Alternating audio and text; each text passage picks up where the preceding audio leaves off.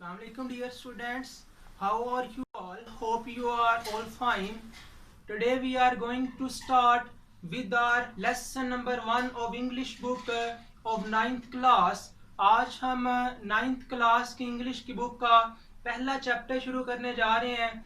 The title of the lesson is, lesson का उन्वान है the saviour of Mankind, निजात दहिंदा इंसानियत. इस टाइटल को थोड़ा सा एक्सप्लेन करने के लिए मैं आपको लिए चलता हूँ 8वीं क्लास के चैप्टर नंबर 2 में. उसका नाम था आ डायलॉग, एक मुकालमा. That was a discussion between Qasim and his uncle. वो कासिम और उसके चचा जान के दरमियान एक गुफ्तगू थी on the importance of English language, English जुबान की अहमियत के बारे में. उसकी एक्सरसाइज में आपने क्वेश्चन पढ़ा था. कौन सा वो क्वेश्चन था कि आपने क्या करना है, आपने वर्ब से नाउन कैसे बनाने होते हैं. वो एक्सरसाइज में आपने क्वेश्चन पढ़ा था. मिसाल के तौर पे आपने कहा था कि ये जो वर्ब होता है टीच, टीच का मतलब होता है पढ़ाना, ये एक वर्ब है. और इससे नाउन कैसे बनता है, आपने टीच के आखिर पर जब ER का इजाफा किया था तो इससे वो नाउन बन गया था टीचर, जिसका मतलब होता है पढ़ाने वाला, उस्ताद. इसी तरह इंग्लिश जुबान में एक वर्ब होता है जिसे बोलते हैं सेव. सेव का मतलब होता है बचाना, हिफाजत करना, निजात दिलाना. तो उससे जो नाउन बनता है उसको हम कहते हैं सेवियर, हिफाजत करने वाला, बचाने वाला, निजात दिलाने वाला. तो अगर हम इसको निजात दिलाने वाले को, हिफाजत करने वाले को प्योर उर्दू में बोलें तो इसको कहते हैं निजात दहिंदा. तो टाइटल यहाँ पे एक्सप्लेन हो गया, द सेवियर, निजात दहिंदा ऑफ मैनकाइंड.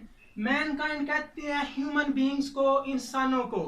तो पूरे का मिला के तर्जुमा क्या बन गया, निजात दहिंदा इंसानियत. जी तो अब चलते हैं द सेवियर ऑफ मैनकाइंड की समरी की तरफ. इसकी मैं आपको समरी, एक जिस्ट इसकी बता देता हूँ ताकि सारे की सारी स्टोरी आपको क्लियर हो और आपको पूरे लेसन को समझने के अंदर आसानी हो. This lesson is about the advent of the holy prophet सल्लल्लाहु अलैहि वसल्लम.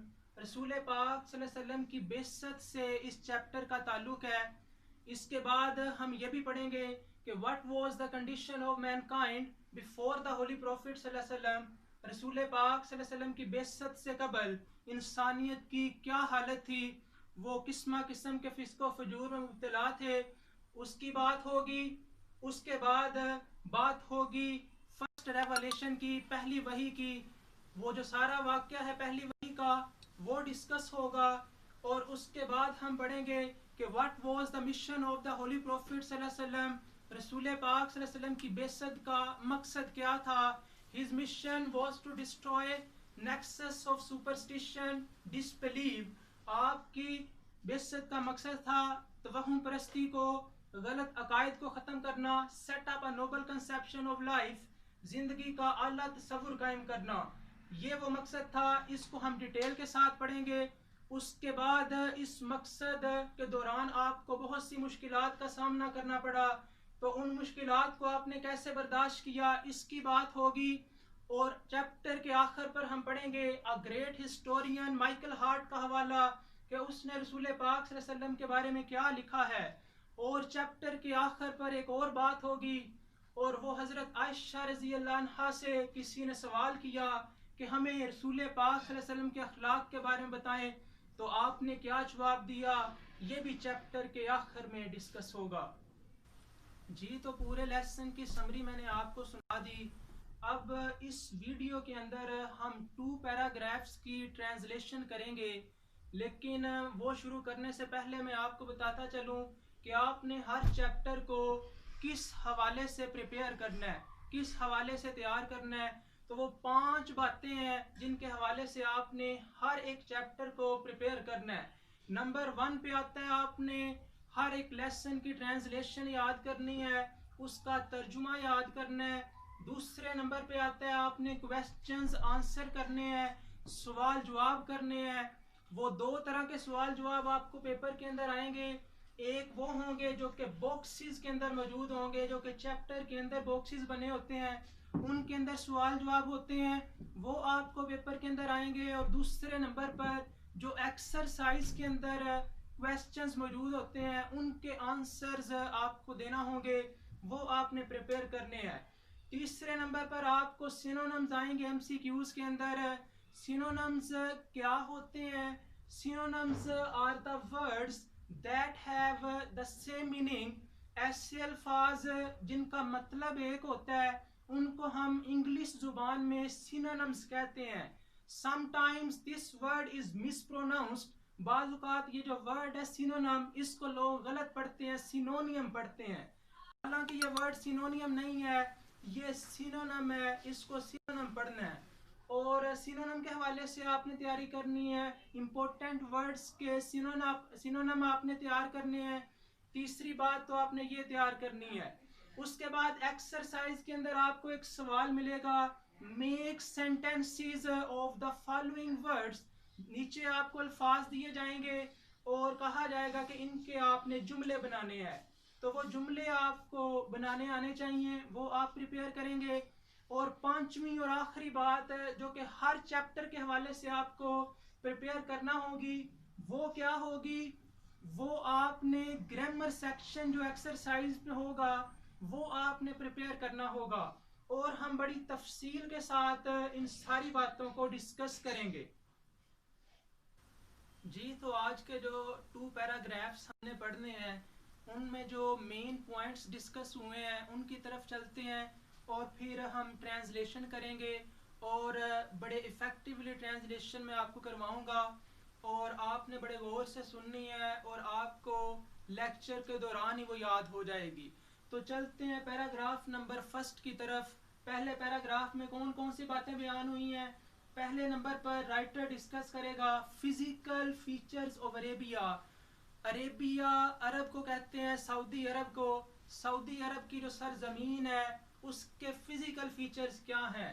फिजिकल फीचर्स में आ जाता है कि उसकी लैंड किस तरह की है, सहराई इलाका है या फिर किस तरह का है, उसकी खूबसूरती किस तरह की है। फिर बात होगी कि वहाँ पे गर्मी ज़्यादा होती है या कम होती है, किस तरह की होती है, तो उसके फिजिकल फीचर्स डिस्कस होंगे। दूसरे पॉइंट पे बताया जाएगा land of the holy prophet. ये जो सऊदी अरब है, ये रसूल पाक सल्लल्लाहु अलैहि वसल्लम की सरजमीन है। बिकॉज द होली प्रॉफिट सल्लल्लाहु अलैहि वसल्लम was born in Saudi Arabia, क्योंकि रसूल पाक सल्लल्लाहु अलैहि वसल्लम कहाँ पे पैदा हुए?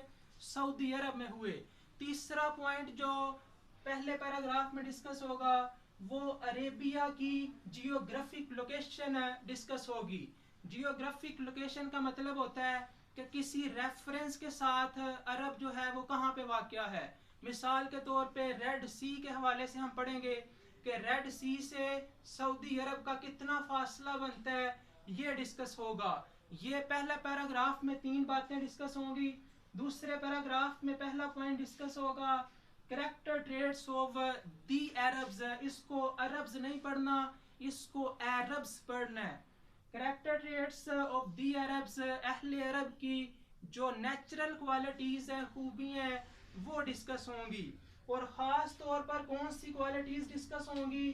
उनकी मेमोरी के हवाले से हम पढ़ेंगे, और उनकी एलोक्वेंस जो होती है, जिसे हम फसाहत व बलागत कहते हैं, उसके हवाले से बात होगी। ये 2 खूबियाँ जो उनके अंदर पाई जाती हैं, इनके हवाले से हम सेकंड पैराग्राफ में पढ़ेंगे। दूसरे पॉइंट में हम an example of memory and eloquence, उनकी जो फसाहत व बलागत उनके अंदर पाई जाती है, उनकी जो मेमोरी इतनी स्ट्रॉन्ग है कि वो इतनी चीज़ें याद कर लेते हैं, तो उसकी एक एग्जाम्पल आपको राइटर बताएगा। एक मेले के बारे में, ओकाज के मुकाम पर मेला मुनक्कद होता था, उसके हवाले से एक एग्जाम्पल बयान होगी। और आखिरी पॉइंट जो पैराग्राफ नंबर 2 के अंदर डिस्कस होगा, वो है selection of Arabic as his final word. Allah ताला ने जो अपना आखिरी कलाम नाजिल किया कुरान शरीफ, उसके लिए अल्लाह ताला ने कौन सी ज़ुबान का इंतखाब किया? अरबिक लैंग्वेज का इंतखाब किया। तो इसकी बात होगी। जी, तो अब हम चलते हैं ट्रांसलेशन की तरफ। पहले पैराग्राफ से शुरू करते हैं। अरेबिया अरब इज है आ लैंड एक सरजमीन, अरब एक सरजमीन है, ऑफ अनपैरेलल्ड चार्म। अनपैरेलल्ड का मतलब होता है बेमिसल, जिसकी कोई मिसाल नहीं होती, उसको हम कहते हैं अनपैरेलल्ड, बेमिसल। चार्म कहते हैं दिलकशी को। अरब एक बेमिसल सरकशी की अरब एक बेमिसल दिलकशी की सरजमीन है, एंड ब्यूटी और खूबसूरती की। अरब एक बेमिसल दिलकशी और खूबसूरती की सरजमीन है, with its trackless deserts, with के साथ, इट्स अपने, ट्रैकलेस डेजर्ट्स बेराह सहरा, अपने बेराह सहराओं के साथ। अरब एक बेमिसल दिलकशी और खूबसूरती की सरजमीन है, और वो जो सहरा है वो किस तरह के हैं, ऑफ सैंड ड्यून्स, रेतले टीलों के, in the dazzling rays, dazzling rays कहते हैं चुंधिया देने वाली किरणें। ये कैसी किरणें होती हैं, जब आप फर्ज करें शाम को जा रहे हैं अंधेरे में और ट्रक की लाइट्स आपकी आंखों में पड़ती हैं तो आपकी आंखें बंद होना शुरू हो जाती हैं, तो ऐसी रेस को हम कहते हैं डैसलिंग रेस, चुंधिया देने वाली किरणें, जिसकी वजह से आपकी आंखें बंद होना शुरू हो जाती हैं। ऑफ अ ट्रॉपिकल सन, बेहद गर्म सूरज की। अब ट्रॉपिकल सन क्या होता है, जो अर्थ होती है उसको टेम्परेचर के लिहाज से 3 जोन्स में डिवाइड किया जाता है। पहले का नाम होता है ट्रॉपिकल जोन, दूसरे का नाम होता है टेम्परेट जोन, और तीसरे का नाम होता है पोलर जोन्स। तो जो तो होते हैं ट्रॉपिकल जोन, उनके अंदर सबसे ज़्यादा गर्मी पाई जाती है, और जो सऊदी अरब है वो भी ट्रॉपिकल जोन के अंदर लाई करता है। उधर ये वाक़या है, इस वजह से उसका जो सूरज है वो बहुत ज़्यादा गर्म होता है। और जो टेम्परेट होते हैं उनके अंदर दरमियानी गर्मी होती है, और जो पोलर जोन्स होते हैं उनके अंदर बहुत ज़्यादा सर्दी होती है, वहाँ पे नुक्ता अंजुमात तक बात पहुंची हुई होती है। तो इसका बामुहावरा सुने।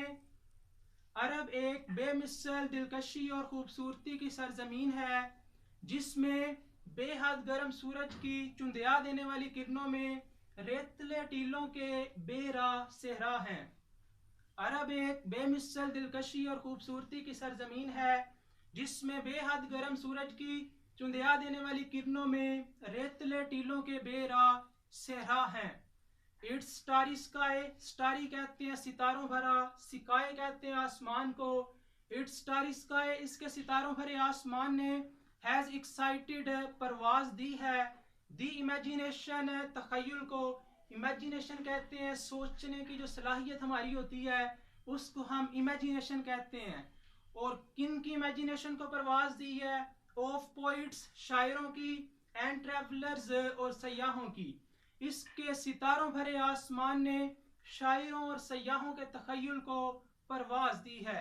अब यहाँ पे क्या बात बयान हो रही है, एक एस्ट्रोलॉजिकल फील्ड होता है जिसको हम एस्ट्रोलॉजी उसका नाम रखते हैं, जिसमें सितारों का जो असर इंसानों के ऊपर होता है उसको स्टडी किया जाता है। राइटर यहाँ पे कह रहा है कि जो अरब के अंदर तारों भरा आसमान है उसका इफेक्ट पोइट्स के ऊपर और ट्रैवलर्स के ऊपर क्या होता है, उनकी इमेजिनेटिव पावर बढ़ जाती है। तो एस्ट्रोलॉजिकल एस्पेक्ट की यहाँ पे बात हो रही है। इसके सितारों भरे आसमान ने शायरों और सयाहों के तखय्युल को परवाज दी है। इट वॉज, ये था, इन दिस लैंड, इसी सरजमीन में, ये इसी सरजमीन की बात है, दैट द होली प्रॉफिट सल्लल्लाहु अलैहि वसल्लम वाज बोर्न, कि रसूल पाक सल्लल्लाहु अलैहि वसल्लम पैदा हुए, इन द सिटी ऑफ मक्का, मक्का के शहर में। और मक्का क्या है, वो सऊदी अरब का शहर है, विच इज अबाउट 50 माइल्स, जो कि तकरीबन 50 मील के फासले पर है। किससे 50 मील के फासले पर, from the Red Sea, Red Sea से। अब ये जो रेड सी होता है इसके दो तरह के तराजुम किए जाते हैं। एक इसका नाम हम रखते हैं बहीरा अहमर, और एक इसका नाम रखते हैं बहीरा कुलजुम। इसके पीछे पूरी एक हिस्ट्री है, वो मैं मुख्तसर तौर पे आपको बता देता हूँ कि ये जो रेड सी है, सबसे पहले देखते हैं कि इसका नाम रेड सी क्यों रखा गया है। असल में इस सी के अंदर एक बैक्टीरिया जिसको हम साइनोबैक्टीरिया कहते हैं, जिसका नाम होता है ट्राइकोडेस्मियम एरिथ्रियम। ट्राइकोडेस्मियम एरिथ्रियम, ये ग्रो करता है वहां पे, और ये रेड कलर का होता है, जिसकी वजह से उसका जो वाटर है, पानी है, वो रेड कलर का नजर आता है। इस वजह से इसका नाम रेड सी रखा गया है। दूसरी बात, ये जो रेड सी है, ये सऊदी अरब के ईस्टर्न कोर जो है इसका, इस सी का, उसके ईस्टर्न शोर जो है, साहले समंदर, मशरकी साहले समंदर पे सऊदी अरब वाक़या है। और अहमर का अरबी में तर्जुमा होता है सुर्ख। बहीरा अहमर का मतलब क्या बना? सुर्ख समंदर। अब बहीरा कुलजुम की वजह देख लेते हैं कि इसको बहीरा कुलजुम क्या क्यों कहते हैं। कुलजुम की बात शुरू करने से पहले ये बात बताता चलूं, एक कलिस्मा जो है, कलिस्मा क्या चीज है? आ सिटी इन इजिप्ट, मिस्र के अंदर ये एक शहर का नाम था। और जब मुसलमानों ने इस शहर को फतह किया, यानी पूरे मिस्र को फतह कर लिया, इजिप्ट को कॉन्कर कर लिया, तो उसके बाद उन्होंने इसका नाम कलिस्मा की बजाय अल कुलजुम रख दिया। अल कुलजुम जब नाम रख दिया, तो अल कुलजुम जो है इजिप्ट के अंदर वाक़या है। और ये जो रेड सी है, ये इसका जो वेस्टर्न शोर है, इसका मगरबी साहले समंदर है, उसके किनारे पे इजिप्ट वाक़या है। तो इस वजह से इसका नाम रख दिया गया बहीरा कुलजुम। अब मैं इस पूरे पैराग्राफ की ट्रांसलेशन बामुहावरा कर देता हूं ताकि आपको समझने के अंदर आसानी हो। अरब एक बेमिसल दिलकशी और खूबसूरती की सरजमीन है, जिसमें बेहद गर्म सूरज की चुंधिया देने वाली किरणों में रेतले टीलों के बेराह सहरा हैं। इसके सितारों भरे आसमान ने शायरों और सयाहों के तखय्युल को परवाज दी है। रसूल पाक सल्लल्लाहु अलैहि वसल्लम इसी सरजमीन के शहर मक्का में पैदा हुए, जो कि बहीरा कुलजुम से तकरीबन 50 मील के फासले पर है। अब यहाँ पे बॉक्स के अंदर एक क्वेश्चन डिस्कस हुआ है, तो वो भी हमने प्रिपेयर करने हैं, वो देख लेते हैं। क्वेश्चन है, where is Mecca situated? Mecca कहाँ पे वाक़या है? Mecca is situated in Saudi Arabia, Saudi Arab में वाक़या है। It is about 50 miles from the Red Sea, ये बहीरा अहमर से तकरीबन 50 मील के फासले पर है। जी, तो पहले पैराग्राफ में जो सिनोनिम इम्पोर्टेंट है, इम्पोर्टेंट वर्ड्स के सिनोनिम वो हम देखते चलते हैं। सबसे पहला जो वर्ड है अनपैरेलल्ड। अनपैरेलल्ड का मतलब होता है बेमिसल, जिसकी कोई मिसाल नहीं होती। इसका जो सिनोनिम होते हैं मैचलेस एंड अनइक्वल्ड, मैचलेस एंड अनइक्वल्ड। दूसरे नंबर पे चार्म बड़ा इंपॉर्टेंट वर्ड है, इसके सिनोनिम जो होते हैं ब्यूटी एंड अट्रैक्शन। और ड्यून कहते हैं रेतला टीला। टीला क्या होता है? जब रेत किसी जगह पे जमा होती होती काफी ऊपर तक चली जाती है तो वो टीला बन जाता है। और ड्यून को हम, इसके जो सिनोनिम होते हैं माउंट होता है एंड रिज। यहाँ पे जो डी है ये लेटर प्रोनाउंस नहीं हो रहा, ये साइलेंट लेटर है। ऐसा लेटर जो कि लिखा तो जाता है बट इज नॉट प्रोनाउंस, उसको पढ़ा नहीं जाता, उसको हम साइलेंट लेटर कहते हैं। तो यहाँ पे जो डी है ये साइलेंट लेटर है, हम इसको रिज पढ़ेंगे। उसके बाद डेजलिंग कहते हैं चुंधिया देने वाली। और इनका जो सिनोनिम होते हैं शाइनिंग एंड ब्राइट। उसके बाद एक्साइट का हमने देखना है। एक्साइट कहते हैं परवाज दी। इवोक स्टर, इसको स्टर पढ़ना, स्टीर नहीं पढ़ना, स्टर पढ़ना है। और अराउज। तो ये पहले पैराग्राफ के अंदर सिनोनिम इंपॉर्टेंट थे जो कि हम डिस्कस कर लिए हैं हमने। अब हम चलते हैं पैराग्राफ नंबर 2 की तरफ, उसकी ट्रांसलेशन करते हैं। दी अरब्स, दी अरब्स का मतलब होता है अहले अरब, अरब के जो लोग हैं। दी अरब्स, अहले अरब पजेस्ड मालिक थे, इसको पोजेस्ड नहीं पढ़ना, इसको पढ़ना है पजेस्ड। दी अरब्स पजेस्ड, अहले अरब मालिक थे, किसके मालिक थे? रिमार्केबल मेमोरी, गैर मामूली याददाश्त के मालिक थे। एंड और वर वो थे एन एलोक्वेंट पीपल, फसीहो बलीग लोग थे। अहले अरब गैर मामूली याददाश्त के मालिक और फसीहो बलीग लोग थे। फसीहो बलीग लोग कौन से होते हैं? ऐसे लोग जो जब बात शुरू करते हैं तो बड़ी फ्लुएंटली बोलते हैं, बड़ी रवानगी के साथ बात करते हैं और अजीबो गरीब वो नुकात बयान करते हैं। अपने आप को जो अहले अरब हैं वो अरबी कहते हैं, और जो गैर अरब, जो अरब के बाहर वाले लोग होते हैं उनको वो अजमी कहते हैं। ये बड़ी मजेदार बात है।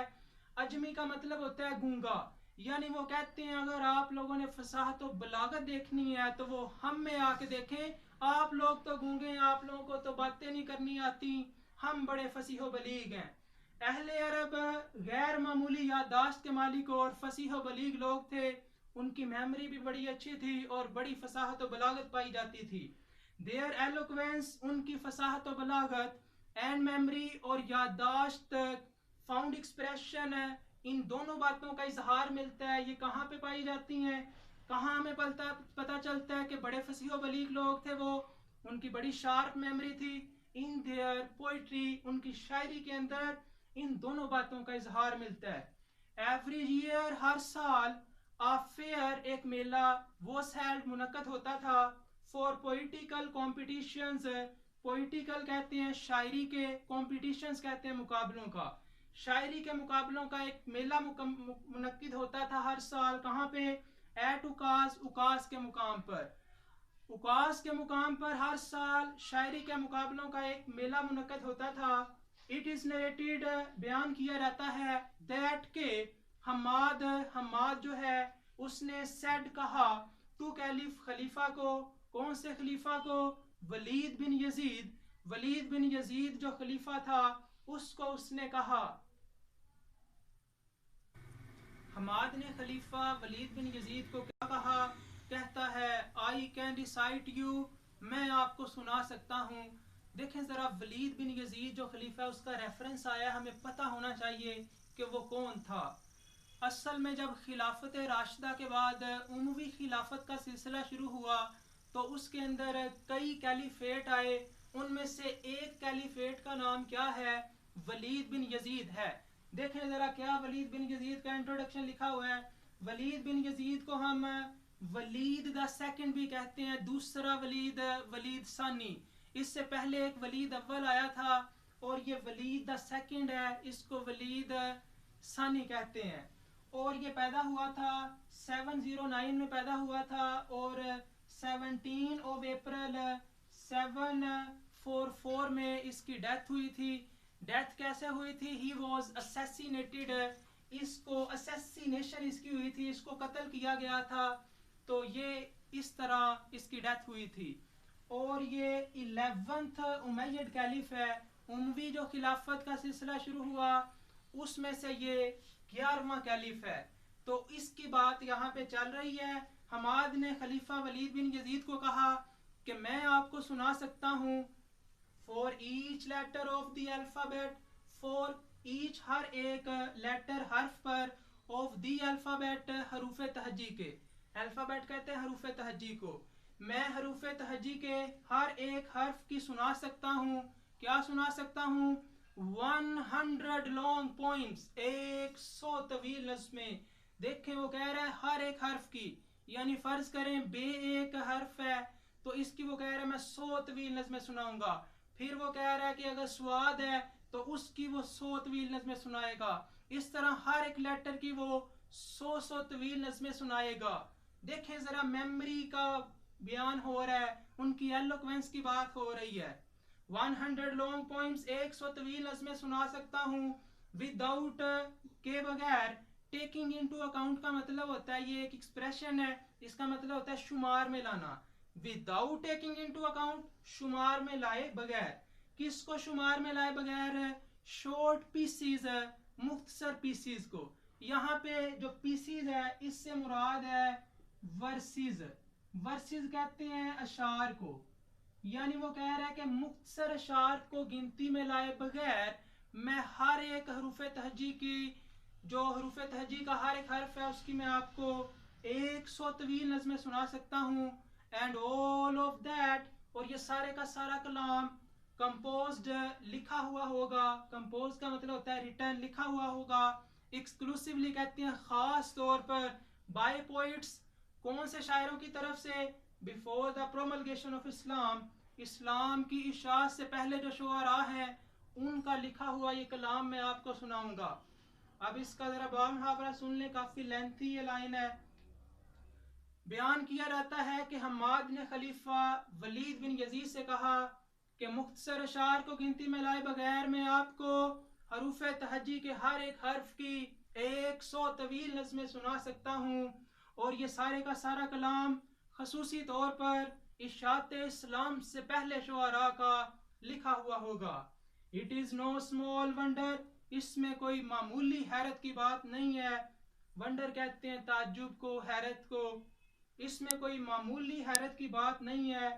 दैट अल्लाह ऑलमाइटी, कि अल्लाह ताला ने चोज, इसको पढ़ना चोज मुंतखब किया दी अरबिक लैंग्वेज, अरबी जुबान को, for his final dispensation, final कहते हैं हतमी, डिस्पेंसेशन कहते हैं इशात को, कि अल्लाह ताला ने अपनी हतमी इशात एंड द प्रेजर्वेशन, और हिफाजत, प्रेजर्वेशन कहते हैं हिफाजत को, ऑफ हिज वर्ड, अपने कलाम की।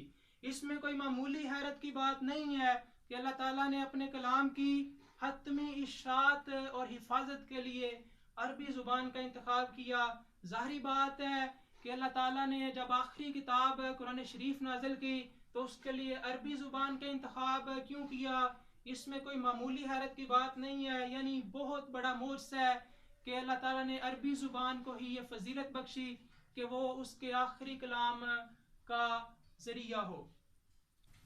जी, तो बॉक्स के अंदर एक क्वेश्चन यहाँ पे अपीयर हुआ है, उसको हम देख लेते हैं।